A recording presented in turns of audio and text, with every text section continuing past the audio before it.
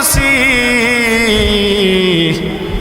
ইয়া রাসূলুল্লাহ, আমার তো মরণের চিন্তা আমার দিলে চলে আসছে, আখিরাতের ভয় আমার দিলে চলে আসছে, আমারে তওবা করে দেন, আমারে আল্লাহর দরবার থেকে মাপ চাওয়া দেন, আমি পবিত্র হয়ে যাইতে চাই। এই কথা বলার পরে একজন সাহাবী মায়েস ইবনে মালিকের নাকের কাছে মুখের কাছে নাক লাগাইয়া শুনতেছেন তিনি আসলে কোনো মদ পান করছেন কিনা, কারণ মদ খাইলে মানুষ মাতাল অবস্থায় কত কিছুই না বলে। যেহেতু মায়েস ইবনে মালিক নবীর কাছে আইসা নিজের জিনার কথা স্বীকারোক্তি দিতেছেন, নবীজি বলতেছেন তুমি পাগল হয়ে গেছো কিনা, তুমি ঠিক আছো কিনা বলো। মায়েস ইবনে মালিক বলেন নবী আমি ঠিক আছি, আমি পাগল হই না, আমার জেহেন ঠিক আছে, সত্যি সত্যি আমি জিনা করছি। আরেক সাহাবী গিয়া যখন তার মুখের মধ্যে নাক টান দিয়া মদের গন্ধ শুনতে যাচ্ছেন, তাকায়া দেখলেন না না, সাহাবীর মুখের মধ্যে কোনো মদের গন্ধ করে না। সাহাবী এসে বলেন ইয়া রাসূলুল্লাহ, মায়েস ইবনে মালিকের নাকের মুখের মধ্যে কোনো, শরীরের মধ্যে কোনো মদের গন্ধ নাই, তার মানে সে সুস্থ সবল অবস্থার মধ্যে আপনার কাছে জিনার স্বীকৃতি দান করছে, জিনার কথা স্বীকার করছে। নবীজি এবার এলাকার মধ্যে সন্ধান চালাইলেন, খোঁজ চালাইলেন আসলে কি সে জিনা করলো কিনা। অনেক তথ্য নেওয়ার পরে সকল মানুষ সাক্ষী দিল আসলে মায়েস ইবনে মালিক জিনা করছে, জিনা করছে, জিনা করছে, সন্দেহ নাই। সাক্ষী প্রমাণের ভিত্তিতে প্রমাণিত হয়ে গেল নবীর সাহাবী মায়েস ইবনে মালিক সত্যি সত্যি জিনা করে ফেলছেন। এবার সাহাবী দ্বারা বলেন হুজুর আপনি তো শুনলেন আমি জিনাকার, আপনার সাহাবীরা তো তথ্য নিয়ে জানলো আমি সত্যি সত্যি জিনাকার। ইয়া রাসূলুল্লাহ এলাকার মানুষ সাক্ষী দিল আমি জিনাকার, নবী কো তাড়াতাড়ি আমারে পবিত্র বানায়া দেন, আল্লাহর দরওয়াজায় আমি জিনাকার হইয়া দাঁড়াইতে চাই না, বরং আল্লাহর দরওয়াজায় পুত পবিত্র বান্দা হইয়া দাঁড়াইতে চাই। আল্লাহর হাবিব শরীয়তের বিধান প্রয়োগ করবেন, সাহাবায়ে কেরামদেরকে নিয়ে নবী পরামর্শের মধ্যে বসে গেলেন। মায়েস ইবনে মালিকের স্বীকারোক্তি অনুযায়ী সে তো জিনা করছে, প্রমাণিত হয়ে গেল। এখন শরীয়তের বিধান কিভাবে প্রয়োগ করা যায়, এক পর্যায়ে ওই পরামর্শের মধ্যে সিদ্ধান্ত হয়ে গেল জিনাকার ব্যক্তিকে অর্ধেক মাটির নিচে দাফন করে বাকি অর্ধেক শরীরের মধ্যে পাথর মেরে রজম করে হত্যা করে ফেলতে হবে।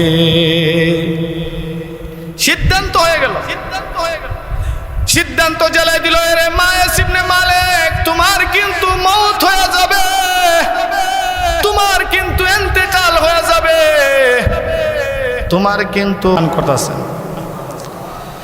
এই অক্সিজেন গুলো কার দেওয়া নিয়ামত? একটু জোরে বলেন না আল্লাহর নামটা। আল্লাহর দেওয়া নিয়ামত। দুনিয়াতে তো ভাই আমরা বিভিন্ন মানুষকে বিভিন্ন নামে ডাকি, মাকে মা বলে ডাকি, বাবাকে বাবা বলে ডাকি, ভাইকে ভাই বলে ডাকি, চাচাকে চাচা বলে ডাকি, তাদের কলিজা ঠান্ডা হয়। আল্লাহর নামটা যখন নিব তখন মুখ ভরে অন্তর দিয়া মহব্বতে ভালোবাসার সাথে যখন নিব, আল্লাহ বলেন আমার বান্দা বান্দি আমার নাম নিলে আমি আল্লাহও খুশি হয়ে যায়।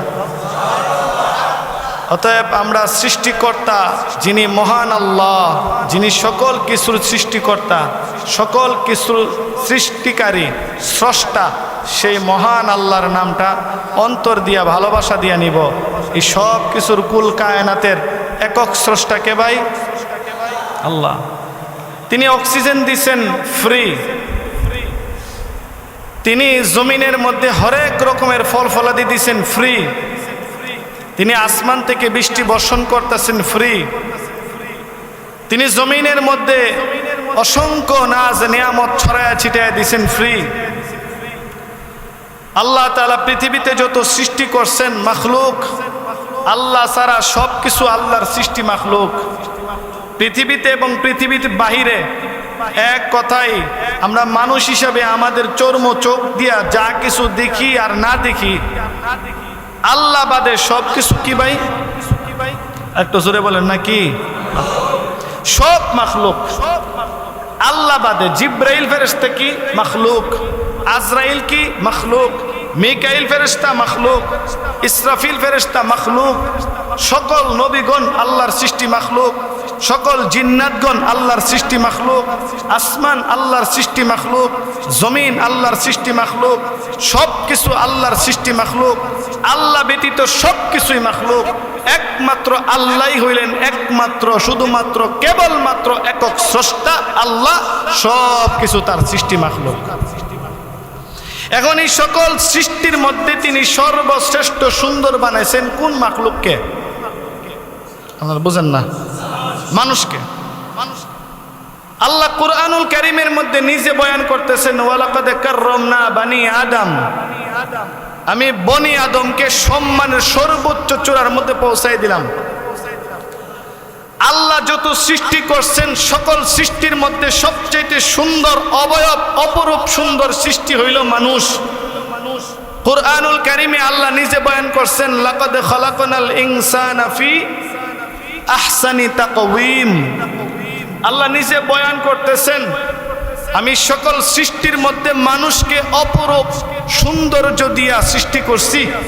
মানুষের মতন সৌন্দর্য কোন সৃষ্টি আমি সৃষ্টি করিনি। তাহলে যেই স্রষ্টা মানুষকে এত সুন্দর সৃষ্টি দিয়া, অবয়ব দিয়া তিনি সৃষ্টি করছেন, মানুষের দিকে তাকাইলে, সকল সৃষ্টির দিকে যদি তাকান আর মানুষের দিকে তাকান, আপনার দিল নির্দ্বিধায় বলে দিবে সকল সৃষ্টির মধ্যে মানুষই সর্বসুন্দর শ্রেষ্ঠ সৃষ্টি। কথা কোন ঠিক কিনা? এখন যে স্রষ্টা এত সুন্দর করে সৃষ্টি করলো মানুষ, সেই স্রষ্টা কত সুন্দর। আমার আপনার মাথা থেকে নিয়ে পা পর্যন্ত এ পুরা বডির ভিতরে তিনি কত সুন্দর ইঞ্জিনিয়ারিং কাজ করছেন, ডিজাইন করছেন, নকশা করছেন। এত সুন্দর নকশা করছেন, এত সুন্দর ডিজাইন করছেন। চেহারার জায়গায় চেহারা বসাইছেন, মুখের জায়গায় মুখ বসাইছেন, কানের জায়গায় কান বসাইছেন। চেহারার সুরত যেরকম সুন্দর করা দরকার ওই রকম সুন্দর করছেন। হাতের জায়গায় হাত বসাইছেন, পায়ের জায়গায় পা বসাইছেন। এত সুন্দর ইঞ্জিনিয়ারিং নকশা একমাত্র আল্লাহ তাআলা ছাড়া আর পৃথিবী কারো পক্ষে করা কি সম্ভব? এবং তিনি কেমন ভাবে নকশা করছেন, ড্রয়িং করছেন। আল্লাহ তাআলা বলেন, কিয়ামত পর্যন্ত চ্যালেঞ্জ, ও পৃথিবীর সকল দার্শনিক আর বৈজ্ঞানিক, পৃথিবীর সকল চিন্তাশীলরা শোনো, কিয়ামত পর্যন্ত সারা পৃথিবীর মানুষের কাছে চ্যালেঞ্জ, পানির ভিতরে কোনো মানুষের পক্ষে কি কোনো কিছুর নকশা করা সম্ভব? আল্লাহ তাআলা কত বড় কুদরতওয়ালা খুদা, পানির ভিতরে আপনি আমার নকশা করছেন। সুবহানাল্লাহ, সুবহানাল্লাহ বলবেন না? এমন একটা নাপাক পানির ভিতরে, এমন একটা অপবিত্র নিকৃষ্টতম দুর্গন্ধ জাতীয় পচা গান্দা পানির ভিতরে তিনি আমার আপনার নকশা করছেন, ফেরেশতা দিয়া ড্রয়িং করছেন, রূপরেখা তৈরি করছেন। মার রেহেমের ভিতরে যাওয়ার আগেই তিনি আমাদের জন্য এত সুন্দর ড্রয়িং তৈরি করে প্রস্তুত করে রাখছেন। এত সুন্দর মানবটাকে আল্লাহ তাআলা মায়ের পেটের ভিতরে 10 মাস 10 দিন হেফাজত করছেন। কত সুন্দর করে তিনি হেফাজত করছেন। আস্তে আস্তে আস্তে আস্তে ফেরেশতার মাধ্যমে মায়ের পেটের ভিতরে আমাকে, আপনাকে, আমাদের সকলকে আল্লাহ সংরক্ষিত করছেন। কুদরতের হাত দিয়া, ফেরেশতা দিয়া সংরক্ষিত কইরা সঠিক সময়ে সঠিক টাইমে, যেই সময় মায়ের পেট থেকে বের হওয়া দরকার ওই সময় আল্লাহ রাব্বুল আলামিন আমাকে, আপনাকে মায়ের পেটের ভিতর থেকে বের করে নিয়ে আসছেন।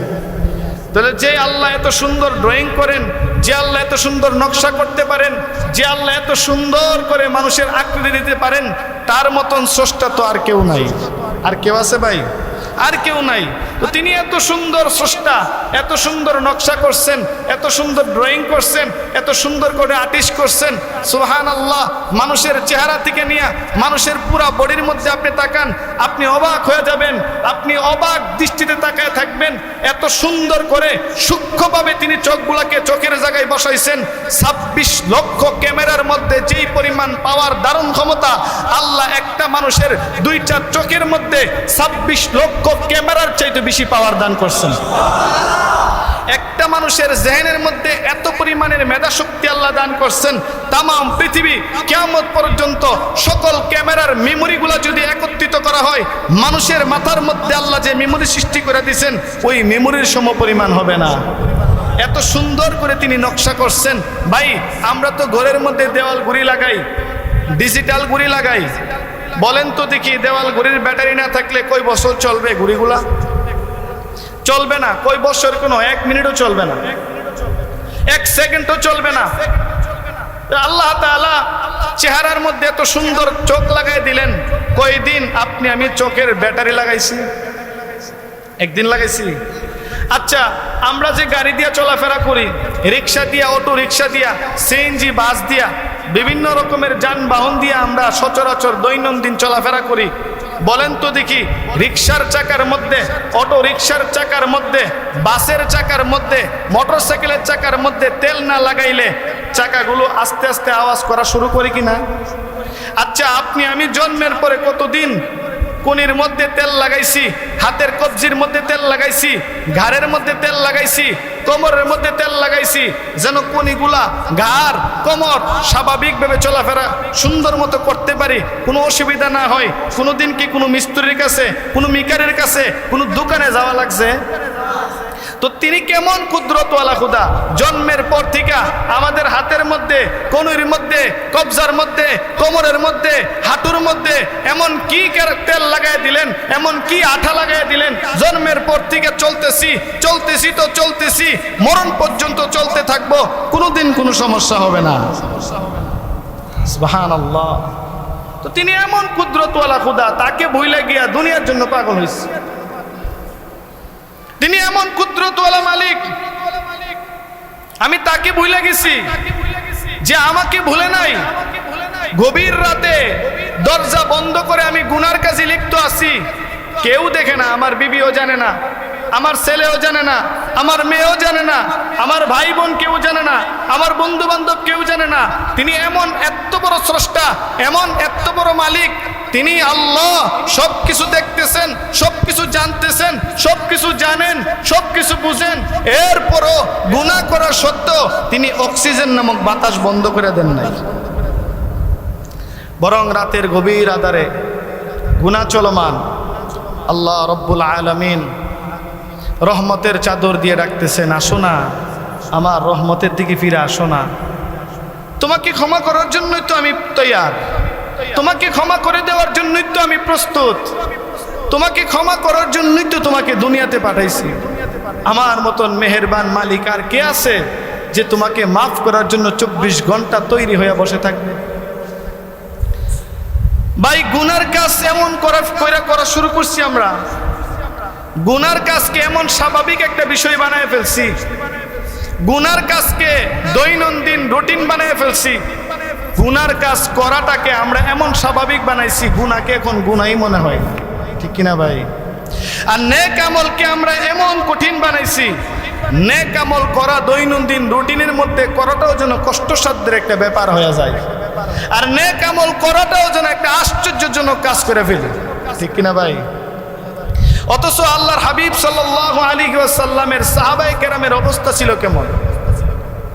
সাহাবায়ে কেরামের অবস্থা ছিল এমন, ছোট্ট কোনো নেকের কাজ তিনারা ছাড়েননি, ছোট্ট কোনো গুনার কাজ তিনারা করেননি, করলেও তওবা করতে দেরি করেননি। আল্লাহ সুবহানাল্লাহ। তিনারা তো মানুষ ছিলেন না, জিন ছিলেন, ফেরেশতা ছিলেন, মানুষ ছিলেন, আমার আপনার মতন মানুষ, আমার আপনার মতন বিবাহ করছেন, ঘর সংসার ছিল, ব্যবসা বাণিজ্য ছিল, বাজার হাট ছিল, সব কিছু ছিল, কিন্তু ঈমান আমার আপনার মতন ছিল না। কথা কোন ঠিক কিনা? আমার আপনার মতন ঈমান সাহাবায়ে কেরামের ছিল না, বরং সাহাবায়ে কেরামের ঈমান আমল এত মজবুত ছিল, ছোট্ট কোনো আদনা থেকে আদনা গুনাহ যদি মনের অজান্তে হয়ে গেছে, তওবা করতে দেরি করেননি। সুবহানাল্লাহ। কিতাবের মধ্যে আছে একজন সাহাবী, তিনি খেজুরের ব্যবসায়ী ছিলেন, খেজুর বিক্রি করতেন। তো তিনি দৈনন্দিন প্রতিদিন খেজুর বিক্রি করেন খেজুরের বাগানে। হঠাৎ করে একদিন তিনার বাগান থেকে একজন মহিলা খেজুর কেনার জন্য আসছেন।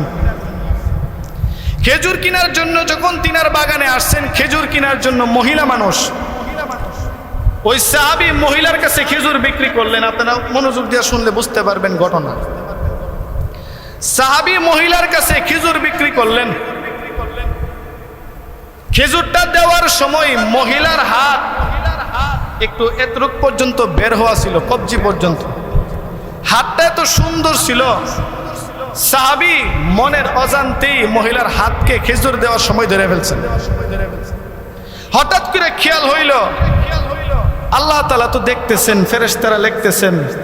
হাসরের ময়দানে আল্লাহ রাব্বুল আলামিন যদি আমাকে জিজ্ঞাসা করেন, ব্যবসা করতে গিয়া মহিলার হাত কেন ধরছিলা, আমি কি জবাব দিব আল্লাহর কাছে?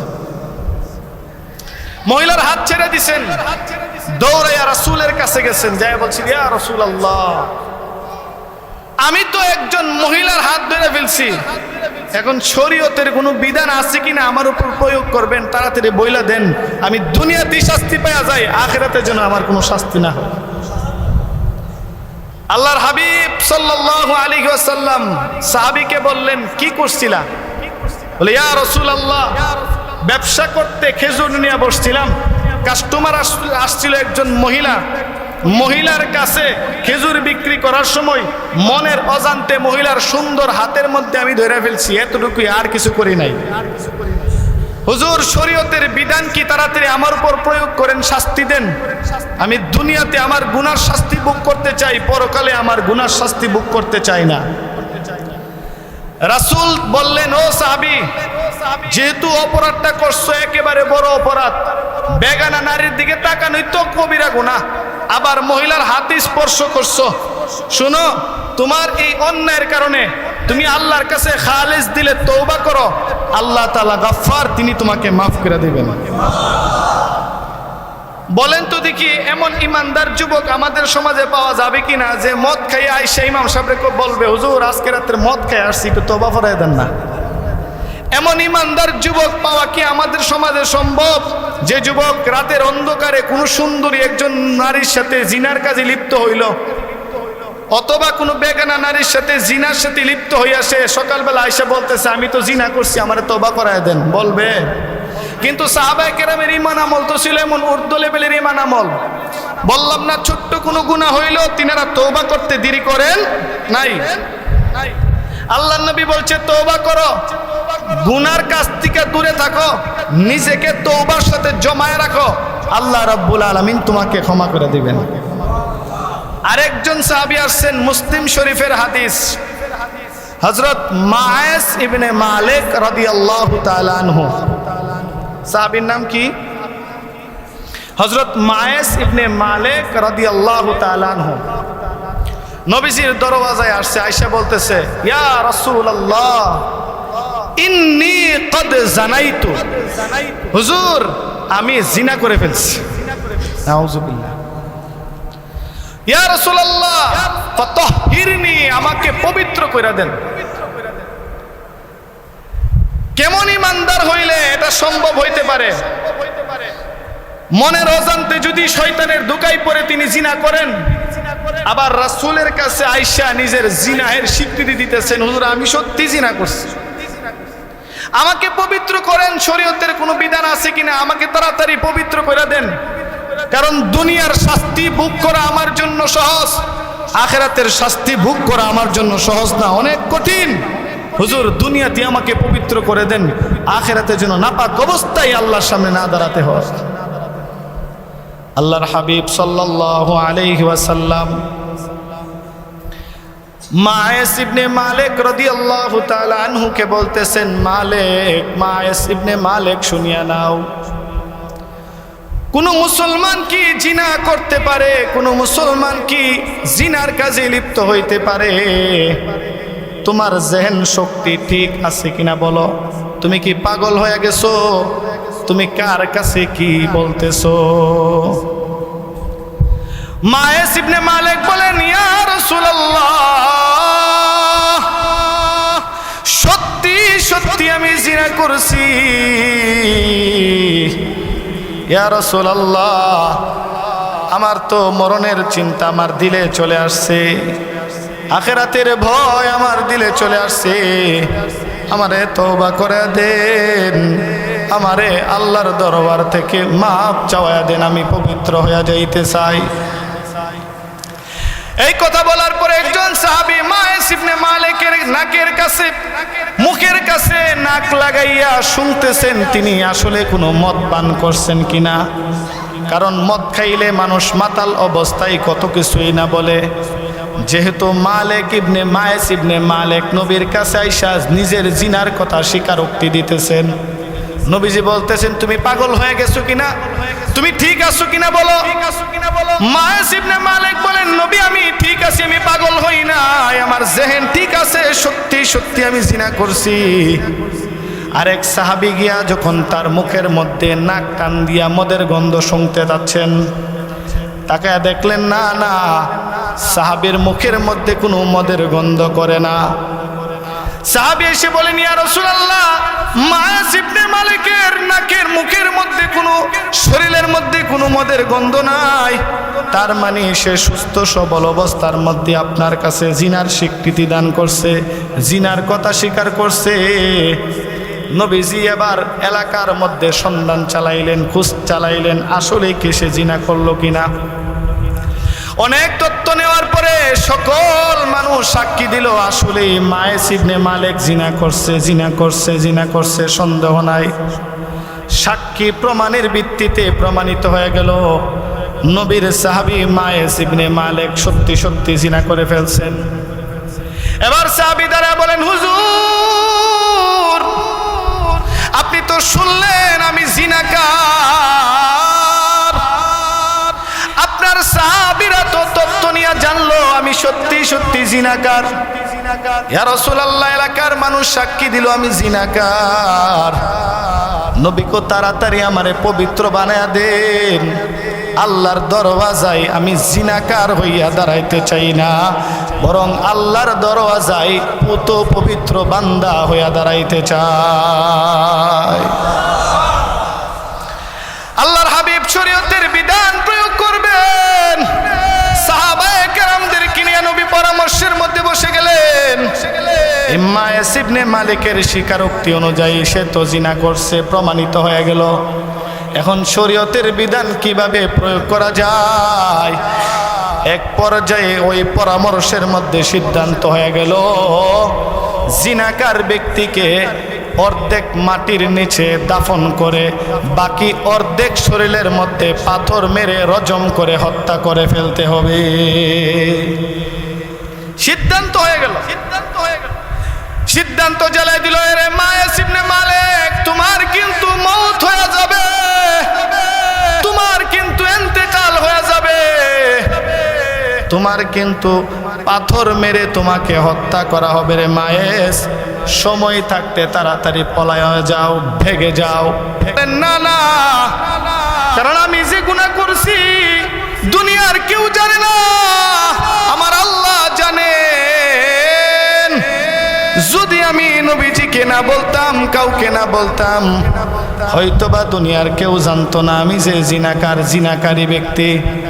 কিন্তু আমি তো চিন্তা করে দেখলাম হয়তো দুনিয়ার কেউ জানে না, আহকামুল হাকিমিন আল্লাহ তাআলা তো ঠিকই জানে। কিয়ামতের ময়দানে কি জবাব দিব যদি আল্লাহ আমাকে প্রশ্ন কইরেই বসেন, হে জিনাকার বইলা যদি ডাক দিয়া দেন, আমার অবস্থা কি হয়ে যাবে? এবার আল্লাহর হাবিব দিন তারিখ ঠিক করে দিলেন, বলে ওই দিন এমক একটা তারিখ ঠিক করে দিলেন, বলেন এই তারিখে মায়েস ইবনে মালিককে পাথর দিয়া রজম করে হত্যা করে ফেলা হবে। যখন তারিখ চলে আসলো, দিন তারিখ ঠিক হয়ে গেল, তারিখ চলে আসলো, দিন চলে আসলো। এবার মায়েস ইবনে মালিককে অর্ধেক মাটির ভিতরে ঢুকাইয়া নবী এবার নির্দেশ দিলেন সাহাবায়ে কেরামকে তাড়াতাড়ি রজম করো, পাথর নিক্ষেপ করো। সাহাবায়ে কেরাম পাথর নিক্ষেপ শুরু করলেন, একের পর এক পাথর নিক্ষেপ করেন মায়েস ইবনে মালিকের শরীরে। পাথরের আঘাতে তিনি রক্তে রঞ্জিত হয়ে গেলেন, রূহ যেন বের হয়ে যাবে এমন একটা পরিস্থিতি শুরু হয়ে গেল। হঠাৎ করে এক সাহাবী ওই পার দাঁড়ায় ছিলেন, একজন পাথর মারলো, মায়েজের শরীরের মধ্যে পাথর লেগে ওই রক্ত মাখা পাথর আরেকজন সাহাবীর শরীরের মধ্যে যখন লাগলো, ওই সাহাবী বলা বলি শুরু করছে, হাই হাই, একটা জিনাকার ব্যক্তির শরীরের রক্তের মাখা পাথর আমার শরীরে লাগলো, আমার শরীরটা না জানি না পাক হয়ে গেল। জিব্রাইল ওই মুহূর্তে এসে হাজির, বলে ইয়া রাসূলুল্লাহ, ইয়া হাবিবাল্লাহ। সাহাবায়ে কেরাম ভাবতেছে মায়ের শরীরের রক্ত না পাক, কারণ জিনাকার ব্যক্তির শরীরের মধ্যে পাথর লেগে রক্ত মাখা পাথর আরেকজনের গায়ে লাগছে, মনে করতেছে আমার শরীর বুঝি না পাক হয়ে গেছে। ইয়া রাসূলুল্লাহ, আপনার মায়েস ইবনে মালিক কেমন ভাবে তওবা করেছে, মায়েস ইবনে মালিকের তওবার সামনে তামাম পৃথিবীর মানুষের গুনাহ একত্রিত করলেও সমপরিমাণ হবে না। তামাম পৃথিবীর সকলের গুনাহ যদি তার তওবার সামনে একত্রিত করা হয়, তবুও তার তওবা আল্লাহর কাছে মকবুল মাহফুজ। এই জন্য সে এমন ভাবে তওবা করছে, এমন ভাবে কান্নাকাটি করছে, এমন ভাবে রুনাজারি করছে, আল্লাহ রাব্বুল আলামিন তার তওবাকে এমন ভাবে কবুল করছেন, সারা পৃথিবীর সকল মানুষকে এক জায়গায় দাঁড়া করাইয়া যদি আল্লাহ রাব্বুল আলামিন তার তওবাকে এক জায়গার মধ্যে দাঁড়া করান, তো সকল মানুষকে তার তওবার উসিলা তিনি মাফ করে দিতে পারবেন। এই জন্য ভাই, আপনি আমার জীবনে কোন সময় কোন অন্যায় করছি কেউ জানে না, আপনি আমার জীবনে কোন সময় কোন গুনাহ করছি কেউ জানে না, ভাই জানে না, বোন জানে না, ছেলে মেয়ে কেউ জানে না। আল্লাহ তাআলা জানেন, তিনি আহকামুল হাকিমিন। আল্লাহ তাআলা জানেন কে কোন সময় কোন গুনাহ করেছি। অতএব হায়াতের জিন্দেগি বাকি থাকতে আল্লাহর দরওয়াজায় তওবা করে ফিরে আসতে হবে।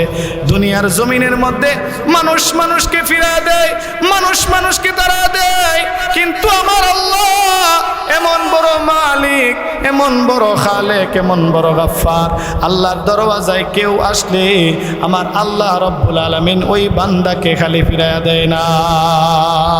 দুনিয়ার মানুষের কাছে মানুষ যায়, খালি হাত সে आओगे, খালি হাত সে जाओगे, लेकिन मेरे रब की दरवाज़ाए खाली हाथ से आओगे, दामन भर के जाओगे। দুনিয়ার মানুষের কাছে আমি যখন যাই খালি হাতে আসি, খালি হাতে যাই। আল্লাহ বলেন আমার কোন বান্দা আমি রবের দরওয়াজায় খালি হাতে আসে, আমি রব তারে বড় হাতে ফিরায়া দে। এটা তো আল্লাহ, লা তাকনাতু মির রাহমাতিল্লাহ, লা তাকনাতু মির রাহমাতিল্লাহ, ইন্নাল্লাহা ইয়াগফিরুয যুনুবা জামিআ, ইন্নাহু হুয়াল গফুরুর রহিম। আল্লাহ তো বলে দিয়েছেন আমার রহমত থেকে তুমি নৈরাশ হয়ে যাও না। বান্দা বান্দি গুনাহ করতে করতে পাহাড় পরিমাণ গুনাহ করছো, জেনে রাখো তোমার গুনাহ যদি পাহাড়ের সমতুল্য হয় তো আমার রহমত আসমানের সমতুল্য। জোরে কন্না সুবহানাল্লাহ। তোমার গুনাহ যদি আসমান পর্যন্ত হয়, জেনে রাখো আমি আল্লাহর রহমত 7 আসমান সমতুল্য পরিমাণ। জোরে কন্না সুবহানাল্লাহ। এজন্য আল্লাহ তাআলা গুনাহ মাফ করার জন্য প্রস্তুত, তিনি মাফ করার জন্য প্রস্তুত। আপনি আমি মাফ চাইতে জানি না, বাচ্চা না কানলে তো মা দুধও দেয় না। বাচ্চা যেমন তার কান্না দিয়া মার কাছ থেকে আদর, সোহাগ, ভালোবাসা, মহব্বত, খাবার দাবার সব কিছু সে চায় নেয়। আল্লাহ বলেন আমার বান্দা বান্দিও যখন আমার কাছে তওবা করে, আমার কাছে দোয়া করে, আমার কাছে রুনাজারি করে যখন আমার কাছে চাইবে, আমি আল্লাহ আমার বান্দার কোনো মনের আশাকে অপূরণ রাখবো না, সকল আশাকেই পূরণ করে দিব। জোরে কন্না সুবহানাল্লাহ। এই জন্য এমন রব ফলে আপনি আমি কার জন্য পাগল হইলাম? বিবির জন্য পাগল হইছি, সন্তানের জন্য পাগল হইছি, গাড়ি বাড়ির জন্য পাগল হইছি, দোকান পাড়ের জন্য পাগল হইছি। ও আল্লাহর বান্দারা, যা কিছু করি না কেন সব কিছু আমাকে নগদ ধোঁকা দিয়া দিবে এন্তেকাল হয়ে গেলে। আল্লাহ বলেন আমার রহমত ছাড়া তুই আগেও বাঁচতে পারো নাই, আমার রহমত ছাড়া তুই এখনো বাঁচতে পারবি না, আমার রহমত ছাড়া তুই মরণের পরেও বাঁচতে পারবি না। অতএব আল্লাহ রাব্বুল আলামিন হাসরের ময়দানে কোন বান্দাকে যদি কাঠগড়ার মধ্যে দাঁড়া করা দেয় আর যদি বলে বান্দা তোমার জীবনের হিসাব দাও, আল্লাহর কসম আমি আপনি ধরা খায়া যাব। আল্লাহ তাআলা যদি কোনো বান্দাকে রহমতের চাদর দিয়া ডেকে দেন, আল্লাহর কসম আপনি আমি গুনাহগার হইল বেঁচে যাব। যদি দাঁড়া করা দেন কাঠগড়ার মধ্যে, ও আমার বান্দা, ইয়া ইবাদি, হে আমার প্রিয় বান্দা, তুমি গুনাহ করছিলা কেন, তুমি অন্যায় করছিলা কেন, তুমি পাপাচার করছিলা কেন? দুনিয়ার কেউ জানে না তোমার গুনার খবর, আমি আল্লাহ জানি, আমি আল্লাহ জানি।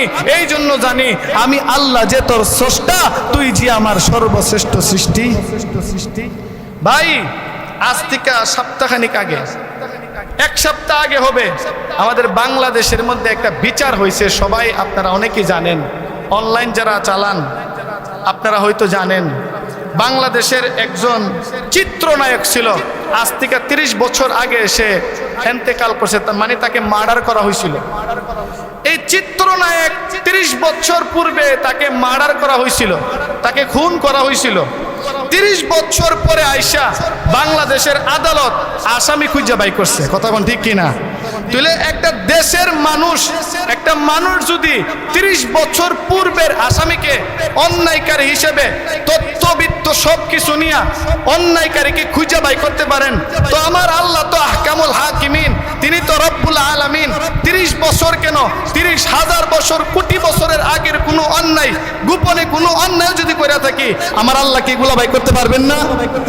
অবশ্যই পারবেন। এই জন্য আল্লাহর কাছে তওবা করতে হবে। আল্লাহ, আমার জীবনের জাহিরি বাতিনি, প্রকাশ্যে গোপনে, ইচ্ছায় অনিচ্ছায় আমার জীবনে যা কিছু করছি, আমিও জানি না কোন সময় কোন গুনাহ করছি, কোন নারীর দিকে খারাপ দৃষ্টিতে তাকাইছিলাম, কার সাথে আমি দুর্ব্যবহার করছি, জবান দিয়ে কার সাথে কষ্ট দিলাম, চোখ দিয়ে কাকে কষ্ট দিলাম, হাত দিয়ে কাকে কষ্ট দিলাম, ব্যবহার দিয়ে কাকে কষ্ট দিলাম, আমিও জানি না। এই জন্য প্রতিনিয়ত আল্লাহর কাছে তওবা করতে হবে। আল্লাহ বলেন, তুবু ইলাল্লাহি তাওবাতান নাসুহা, বান্দা বান্দি আমার কাছে দৃঢ় দিলে, খালেস দিলে, খালেস নিয়তে তওবা করো, আমি আল্লাহ তোমার পূর্বের সকল গুনাহ মাফ করে দিব। সুবহানাল্লাহ। আল্লাহ রাব্বুল আলামিন আমাদেরকে এই কথাগুলোর পর আমল করার তৌফিক দান করুক। যারা সুন্নত পড়ছে না, চাই রাখা সুন্নত পড়ে।